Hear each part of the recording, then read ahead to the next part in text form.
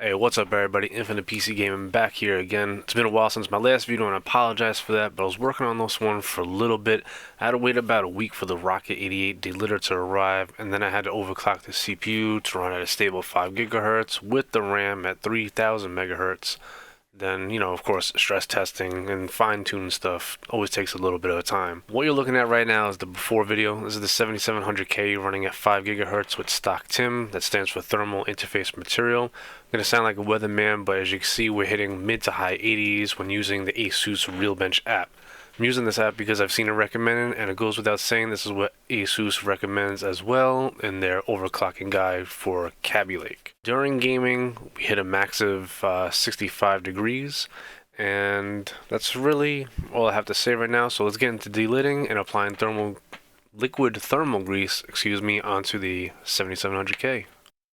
Alright, so let's break down the items that we need to get this done. Obviously, we need a Kaby Lake CPU. This is 7700K. A delidding tool. I chose the Rocket 88 tool with the optional relid piece as well. Costs around $38 total. You could attempt using a fresh new razor blade, but you'll need a steady hand. One slip up and you could possibly damage your CPU by cutting into the PCB traces, something that you don't want to do. Your choice of liquid thermal grease, of course. I've had great results with Thermal Grizzly's products before, so I continued to use them and decided on their product Conductonaut. I don't even know how to say it. Conductonaut. And I'll be placing Thermal Grizzly Hydronaut in between the CPU and CPU Cooler. I highly recommend using these products if you decide to go this route. They always provide some of the best results out there. A little pricey, but it's well worth it. You'll need some alcohol for cleaning up the CPU as well as Q-tips, which is missing from the picture. And lastly, you'll need some tape for masking. Scotch tape is fine. If you're extremely worried about static shocking, then you can get yourself some ESD tape that'll work perfectly fine as well. Though I don't think you really need it. So let's get into the whole process. You can take your delidding tool and you can place your processor in there. You have to match up the pin 1 with the corner, just like it's in this picture. And then what you're going to do is you're going to put the other plate on top of this. Like I said, it's a snug fit, so don't try to muscle it in there too much.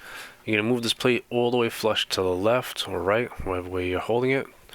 And what you're going to do is you're going to put this right on top, like so. Line up the holes, and you take these screws, and you're going to screw them in and tighten it down. Just hand tight, you don't have to muscle it in or anything.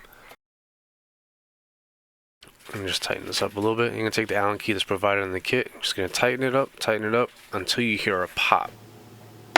After that's done, we're just going to loosen up everything. Loosen up this screw that you just got done tightening up with the Allen key. And then the next 3 thumb screws.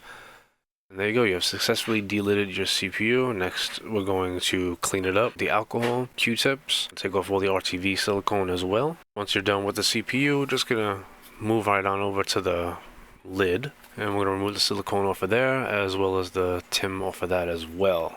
Once you're done with that, you should have a nice, clean looking product right here, just like it's in the picture. Once that's done, we're going to take our Scotch tape and we'll be placing it around the CPU die, like so. And you'll see the reason why we have to do this, and you'll agree it's a good idea to do it. And here is the reason why we are placing Scotch tape around the CPU die. Because liquid thermal squirts out that much, even with the slightest press. But anyway, moving on, what we'll do is we'll take the Q-tips that are come supplied with your liquid thermal kit, and we're going to be spreading around the liquid metal around the die and removing any extra from it. We don't need a big blob of grease on top of it like we do typically with the regular thermal paste. Once you're done with the CPU diode, just move right back onto the lid, IHS, which is technically called, and we're going to put Scotch tape on that as well, and place just a little bit of the liquid metal onto that as well. Same thing applies, not too much, because otherwise it's going to spread all over the place when you finally put the lid back on. Once you're done with all of that, it should look pretty much like this. Just remember to remove as much excess as possible. We don't want any spillage when we place the IHS back on. Next up, we'll grab our high temp RTV silicone and we'll replace a thin bead around the IHS. You don't have to go too crazy here. A thin bead is perfectly fine. Excuse me, a little tongue twister. Coming up to the final step, so we're going to take the relidding toolkit and we're going to be placing this plastic piece on top of it. What that's going to do is hold the IHS in the center. Remember to line up that IHS properly, meaning you have to match up the liquid metal from the IHS onto the CPU die. As you saw in the video, I had the CPU die vertically, so therefore the IHS has to get placed with that liquid metal vertically as well. I think that's the best way I can explain it, really. So next up, we place another plastic piece bracket on top of here. It's going to sit flush onto the IHS, and we take the 3 screws, thumbnail screws, and we tighten it up just hand tight, nothing, you don't want to monster it in. And then finally we take this last screw that'll sit on top of the IHS to hold it down firmly in place. Again, you don't have to monster tighten this one either.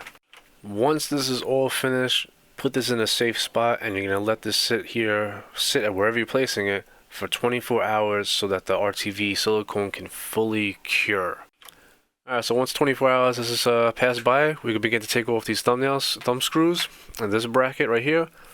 And what I like to do is take the bracket that's in my hand right here and scoop the CPU out of the bracket, because as I said earlier in the video, it's a tight fit for the CPU in this bracket, so it's best to do it this way. The only thing left now is to place the CPU back into your system with your cooler of choice. And now let's get to what you guys have been waiting for, the results. And here we are. Let's start up the stress test. As you can immediately see, the maximum right now is 60. And yeah, that's quite the temp drop, 15 to 20 degrees easily. So let's do a comparison with the other one. And so here you have it, stock to the left, Grizzly to the right, and I really don't have to say anything. The numbers speak for themselves. As you can see, max 88 on to the left on the stock Tim, max with Grizzly 62. So yeah, it's crazy. It's such a crazy temp drop. I was expecting a good one, but not 20 degrees, 20 plus degrees. And if we move on to gaming using Watch Dogs 2 again as an example, we can see a nice drop of 10 degrees here as well. Thanks to this, I don't have to hear my fans ramp up and down anymore, and that's always a good thing for us PC gamers. That's going to wrap this one up. Again, sorry for taking so long to upload a new video, but hopefully this was worth the wait. For me, it was definitely worth it to switch from the stock Tim to the Grizzly Conductonaut. Set it properly right there. If you're thinking about doing this, please watch some tutorials like this video and be very careful when applying the liquid metal, as well as putting the lid back onto the CPU properly. As you can see, doing this has most definitely paid off, resulting in much lower temp as well as a much quieter PC. I hope this video has helped you out, and as always, if you've enjoyed, please like, subscribe, and comment, and all that good stuff. See you in the next one. Peace.